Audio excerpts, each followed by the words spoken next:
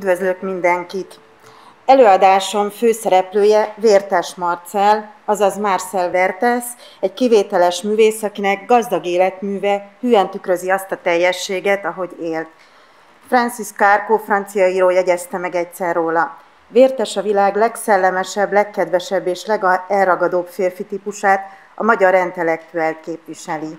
Nem tudom, ki mennyit tud róla, ezért röviden kiemelném néhány fontos állomását ennek a színes művészi pályának, melynek legfőbb helyszínei Budapest, Bécs, Párizs és New York voltak. Szóval kicsoda is Vértes Marcell? Festőművész, aki 1920-ban 25 évesen egy fillér nélkül érkezett Párizsba, de néhány éven belül elnyerte a franciáktól a legpárizsi piktor nevet, 1932-ben pedig megkapta a francia becsületrend lovagja kitüntetést.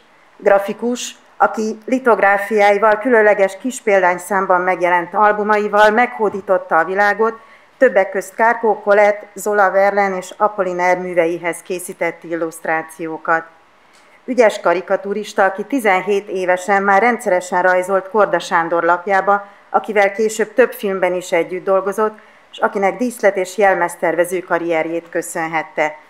Ennek kapcsán Vértes nyilatkozta egyszer: a film mindig nagyon érdekelt, különösen akkor kaptam rá kedvet, amikor Berlinben dekoráltam Korda filmjét, az Ő nagysága táncosát.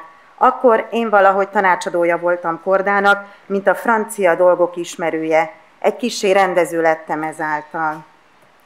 Ezután sorra kapta a díszlet- és jelmeztervezői megbízásokat, mind színházi, mind filmes területen, különlegesebbnél különlegesebb kosztümöket tervezett, mire elérkezett életében az a film, amelyért a legnagyobb elismerést kapta meg.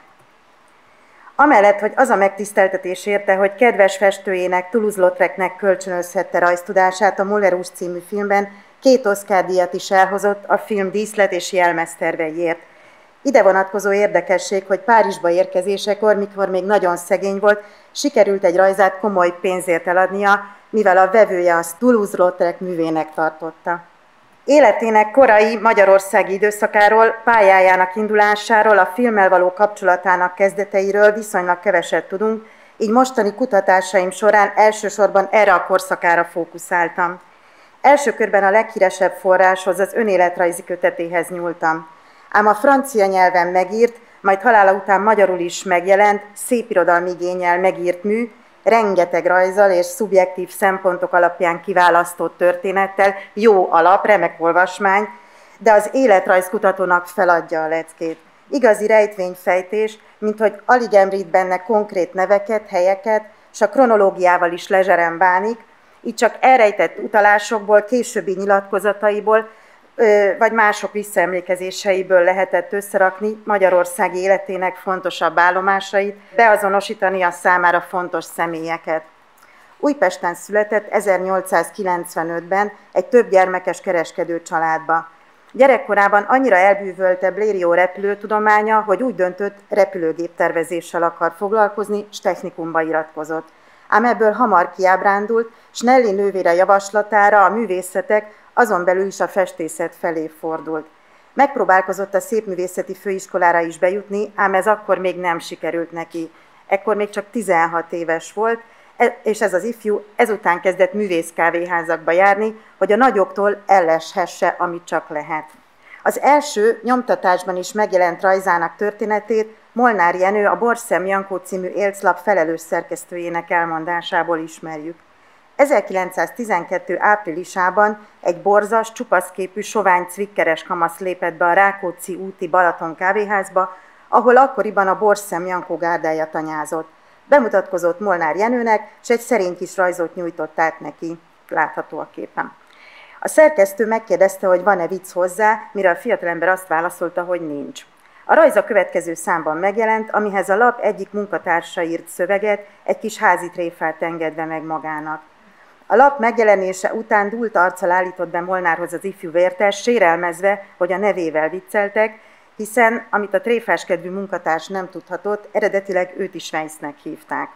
Molnár elnevette magát, gratulált az ifjúnak, s utasította, hogy vegye fel az első honoráriumát.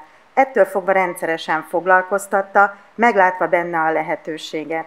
Vértes a pár évvel idősebb Major Henriktől, becenevén Major Sicutól, a karikaturisták fejedelmétől tanult rajzolni.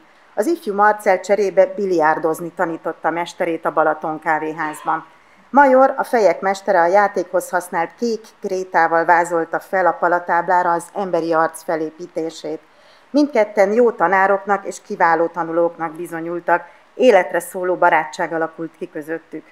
A tehetséges, szinte még gyerek Vértes képességei félelmetes arányban és tempóban bontakoztak ki, a következő évben már a Nemzeti Szalon állította ki rajzait.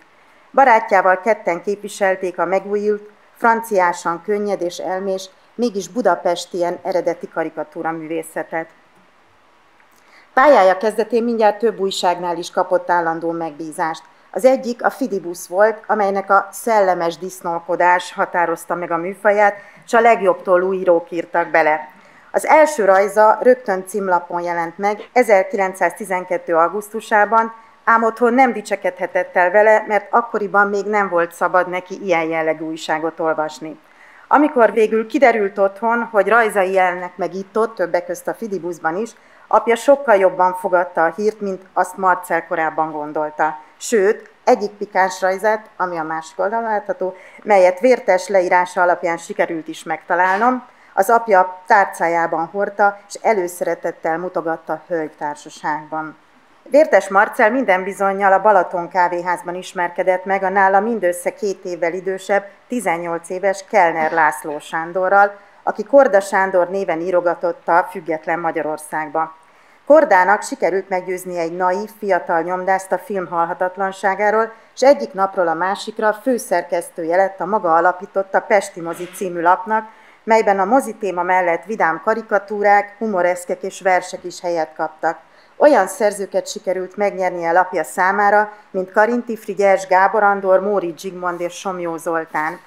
Az első szám 1911. október végén jelent meg, ám az ambiciózus kezdeményezés elsőre erőtlennek bizonyult, s a lap néhány szám után megszűnt. Ám egy év múlva újult erővel indult újra, és ezúttal sokkal életképesebbnek bizonyult. Mint hogy az első indulás számaiból alig maradt meg valami, és azok is későbbi számokkal keveredve egyelőre nincs igazolható bizonyítékunk arra, hogy mikor jelent meg ebben az újságban az első Vértes rajz. A második indulástól kezdve azonban Vértes már biztosan állandó munkatársnak számított. Egy rajzos humoreszket mindenképp szeretnék megmutatni érdekességképpen, hiszen egy jövőbeli olimpiai mérkőzésről szól, mégpedig éppen 2023-ból. A rajzokat Vértes Marcell készítette, a szövegszerzője pedig a cikk jobb alsó sarkában olvasható Karinti. A lap egy rövid nyári szünetet követően Mozi néven indult újra 1913. szeptemberében, melyben természetesen szintén helyet kaptak Vértes rajzai, majd decemberben beolvadt a Színházi Élet című heti lapba. A Színházi Élet felelős szerkesztője, Ince Sándor korán felfigyelt az egyedülálló mozi újság tehetséges, ambiciózus szerkesztőjére, és felismerve a moziügy fontosságát, sikerült megnyernie lapja számára Kordát társszerkesztőnek, mozirovattal bővítve ki lapját. Vértes viszonylag későn, csak 1918-tól kezdett rendszeresen rajzolni a Színházi Életnek. A Noé bárkája próbáján történt, hogy mikor az arról szóló riporthoz illusztrációkat készített, a szereplőket egyenként megkérdezte, milyennek képzelik a figurát, melyet majd játszaniuk kell, és ott azonnal komplett toalettet tervezett számukra. Rajzaiban már akkor megmutatkozott a későbbi jelmeztervező. Akinek a nevét még mindenképpen meg kell említeni, az Nádas Sándor, a Pesti Futár című társadalmi és politikai lap felelős szerkesztője, akire Vértes egyféle mentoraként tekintett. A szerkesztő élethű rajzokat várt a fiatal rajzolótól, az események, emberek hiteles megörökítését, semmi kitalációt. Minden nagyobb politikai vagy bűnügyi esetnél ott kellett lennie, az áldozatok vagy kivégzett gyilkosok vonásait kellett lerajzolnia. Kemény iskola volt számára, de hasznosnak bizonyult. Önéletrajzában azt írja, amikor felidézem Budapestet, legszívesebben a Margit-szigetre gondolok. Az 1910-es években, amikor Vértes a szigeten lakott, igen érdekes élet zajlott ott. Az elegáns nagyszálló, valamint a fürdő mögötti egyszerű kiszálló vendégei között számtalan hírességgel lehetett találkozni akkoriban, híres írók, például Krúdy Gyula, Molnár Ferenc vagy Szépernő éltek, s alkottak itt. Vértes így ír a kiszálló világáról. Minden ódon volt a szállodában, a berendezés is, a személyzet is. Minden egy másik század bélyegét hordta magán. A régi szállóban sok író és más bohém nép lakott, foglalkozásukból kifolyólag szerették a hely varázsát, és értékelni is tudták. A művelt budapesti nép ide járt, hogy megcsodálja a híres, elismert irodalmárokat, akik a magukhoz hasonlóan ismert és népszerű színésznőket fogadták. Vértes büszke volt arra, hogy ez a bohém népség befogadta őt is a házba, ezt egyféle beavatásnak élte meg. Arra azonban nem tér ki könyvében, hogy pontosan mikor és hogyan került a szigetre, hogyan nyert bebocsátást ebbe a különleges világba ennyire fiatalon. Márpedig ez valamikor a pályája indulása környékén 16 éves kora körül történhetett, feltehetően a művészkávéházi ismerősei révén. Hamar barátságot kötött itt a nála 26 évvel idősebb híres drámaíróval, Szomori Dezsővel, akit önéletrajzában csak pizsamás drámaíróként emleget, és akitől 17. születésnapjára férfivé avatást kapott ajándékba egy csinos hölgy személyében. Másik szigeti barátja Szép Ernő lett, aki szívesen nevelgette ifjú barátját, hogyan értékelje még többre az Úristen nagy képes könyvét, ahogyan a természetet s a benne foglaltakat nevezte. Az Írók és Újságírók klubjából, az otthonkörből, mely ekkor a Dohány utca 76 szám alatt volt, s ahová újdonsült barátja Major Henrik vezette be, hol Szomorival, hol Szép Ernővel tért haza a szigetre. Mindketten sokat meséltek neki Párizsról, hisz gyakran jártak ott, eredetiben olvasták a francia írókat, fordították is őket. Ennek köszönhetően Vértes már akkor otthonosan mozgott Párizsban, mielőtt odautazott volna. Ahogy ő fogalmaz, a klubból a szigetre való hajnali visszatérések közben rendre megtanultam mindent, amit a párizsiasságból vizsgázni óhajtó jelöltnek tudnia kell. Szép Ernővel való barátságának Vértes emigrációja sem vetett véget, követték egymás munkásságát, sikereit. Szép Ernő meg is látogatta Marcelt Párizsban. Amikor pedig Vértes 17 év után hazalátogatott Magyarországra, első útja a Margit-szigetre vezetett, hogy barátjával felidézzék a régi szigeti emlékeiket, a kiszálló legendás portását és az időközben megszüntetett lóvasutat. Bródy Sándor író, aki egykor szintén a Margit-szigeti bohém tanyán élt, 1918-ban már Budán, a Rudasfürdő szállójában lakott, ám Vértessel közös történetük mégis a szigethez kötődik. Vértes egyik rajza, mely az Április című képes szatirikus hetilapban jelent meg 1918. novemberében, nagyon megtetszett az írónak. A kép egy leánynevelő intézet Margit-szigeti sétáját ábrázolta, a képet is sikerült megtalálni, az ifjú rajzoló pedig hálából, mert az író támogatta őt pályája első lépéseinél, megfestette neki a Rudasfürdő szállodájának falára. Sajnos az író halálakor ez a kép már nem volt meg. Vértes önkéntes őrvezetőként, zászlósként vett részt az első világháborúban. Önéletrajzában erről az emberpróbáló időszakról is a rájellemző kedves humorral ír. 1915-ben én is bevonultam a többiekkel, s én sem sokat értettem belőle. Ami engem illet, eleinte kizárólag egyenruhám kifogástalan szabása érdekelt, melynek sok sikert köszönhettem a korzón, valamint az elegáns szalutálás, ami sokkal inkább ínyemre volt, mint a nagy civil kalaplengetés. Édes volt az életem, mint a cukrásztészta, egészen addig a napig, amíg Galíciába nem küldtek az orosz frontra. 1916 nyarától kezdve másfél éven át a frontvonalról küldött karikatúráival adott hírt a háborús katonai életről a Borszem Jankó olvasóinak.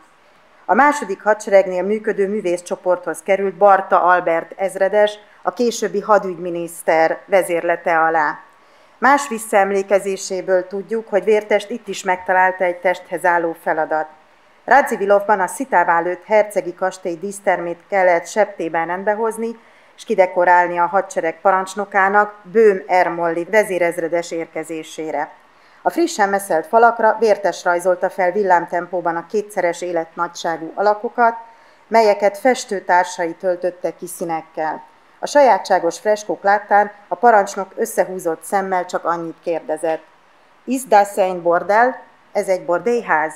De azután elmosolyodott. A frontszolgálat mellett a művészcsoport feladata volt többek közt a hadi kiállítások megrendezése is, a legnagyobb a visszafoglalt Lembergben 1916-ban, majd a Margit-sziget alsó részén, a szigeti lejáró közelében, mely először 1917 őszén nyílt meg 5 hétre, majd kiegészítve, felfrissítve 1918. május 1-től volt látható több hónapon keresztül. A kiállítás tervezője és főépítésze Medgyaszay István volt. Vértes Marcellnek fontos szerep jutott a dekoráció elkészítésében, humoros lámpatartóiról, menükártyáiról, karikatúráiról az újságok is megemlékeztek. Festményeit pedig a kiállítás műcsarnokában lehetett megtekinteni. A háború idején 1916-ban jelent meg első könyvillusztrációja Karinti Frigyes Tanár úr kérem című kötetéhez, melynek írásai pár évvel korábban Korda lapjában, a moziban jelentek meg folytatásokban. Vértes önéletrajzából tudjuk, hogy a galíciai fronton Grodek Jagellonszkiban esténként Molnár Ferenc Andor című könyvének számára dedikált példányához készített illusztrációkat egy petróleumlámpa fényénél, ám végül olyan gyorsan kellett elhagyniuk a falut, hogy a rajzok ott maradtak. Lelkesedése viszont akkora volt a regény iránt, hogy a színházi élet számára újra elkészítette ezeket a rajzokat. 1918-19 folyamán számos könyvhöz készített illusztrációt, valamint plakátokat folyóiratokhoz, színházi és mozi bemutatókhoz, egyéb kulturális eseményekhez, ám mégis politikai témájú plakátjaival vált híressé. Az őszirózsás forradalomban a rendfenntartó csapatok élén vett részt, majd a Margit-szigeti őrség parancsnoka lett. Ebben az ivatalos forradalmi időszakban a Hungária szálló egyik kis szobájában húzta meg magát. Szenvedélyesen kereste témáit az aktuális eseményekben, ezekben születtek leghíresebb plakátjai. Ekkoriban ünnepelték őt ezekért a háború és háborús kivégzések ellen készített plakátjaiért, majd egy évvel később éppen ezekért üldözték. Ekkor fogadta meg, hogy a jövőben távol tartja magát minden harctól, s boldogságtól sugárzó arcokat, szépséges táncosnőket, ragyogó fiatal testeket fog rajzolni, hogy boldog pillanatokat szerezhessen az embereknek. 1918. szeptemberében elindult az Est című napilap mozgóképes illusztrációja, az Est film, mely hétről hétre mutatta be a moziközönségnek a legfontosabb eseményeket 1919. március végéig. A híradós számokat egy karikatúra rovat zárta, mely a hétköznapi élet egy-egy mindenkit foglalkoztató aktualitására, problémájára reflektált rajzos formában. Az azóta eltelt több mint 100 év során épp ezek a rajzok keveredtek össze a leginkább, sok el is veszett közülük, és minthogy az egyes híradószámokhoz tartozó rajzok tartalmára vonatkozóan semmilyen leírás nem maradt fent, komoly kutatómunka kellett ahhoz, hogy időrendi sorrendbe tudjuk tenni ezeket a rajzokat. A karikatúrák elkészítésével Vértes Marcellt bízták meg, így az ifjú művész közvetlen közelébe kerülhetett az őt mindig is érdeklő filmes világnak. Szerencsére nemrégiben egy raktárrendezés során előkerült az Est-film jó néhány elveszettnek hitt eredeti kameranegatívja, melyeket a meglévőkkel és az eredeti kópiákkal együtt bedigitalizáltunk, s vizsgálatnak vetettük alá, s legnagyobb örömünkre eddig ismeretlen Vértes rajzokra is rábukkantunk. Ezek közül egyet már bemutattam 2 évvel ezelőtt a filmmaratonon, most tekintsenek meg további 2. Az első rajznak a készítési időpontját is ismerjük, a snitt elején megmaradt számkódból. Eredetileg az őszirózsás forradalom eseményeit bemutató híradó szám végén szerepelt, 1918. november elején, és az akkoriban érvényben lévő jegyrendszert karikírozta ki.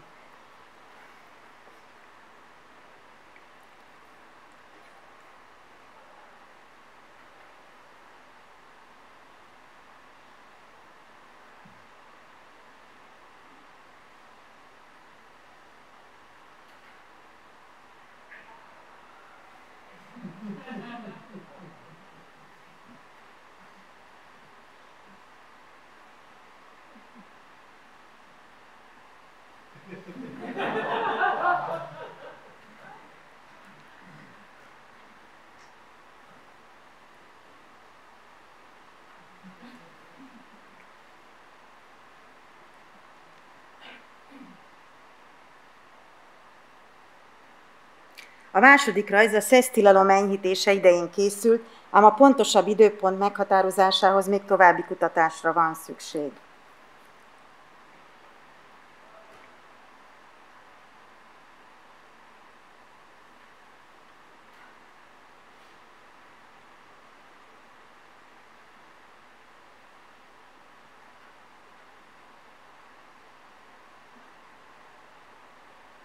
két rajz utánra egy kis meglepetést is tartogatok, két rövidke felvétel is előkerült Vértesről, melyeket annak idején valószínűleg nem szántak bemutatásra, így minden bizonnyal most láthatók először nagyobb közönség előtt.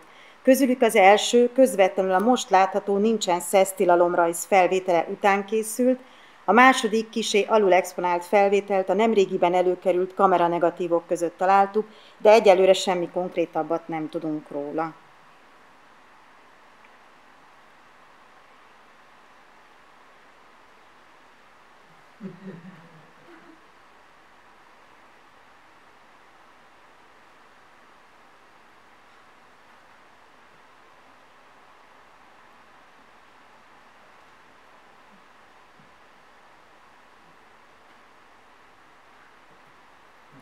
A proletár hatalom átvételt követően a mozgóképszínházakban propagandanapot szerveztek a Vörös Hadseregbe való belépésre buzdítva. Vértes Marcell külön erre a célra rajzolt filmes karikatúrákkal szerepelt az eseményen. Az egyik rajzot Dezső Alajos karikatúrista barátjával közösen készítette, akivel többek közt Korda lapjánál a Pesti mozinál is együtt dolgozott, s aki Vérteshez és Major Henrikhez hasonlóan szintén külföldön csinált művészi karriert.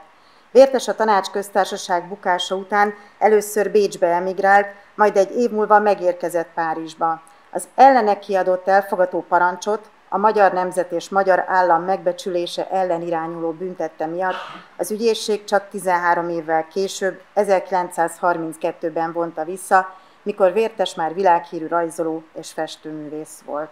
Köszönöm szépen a figyelmet!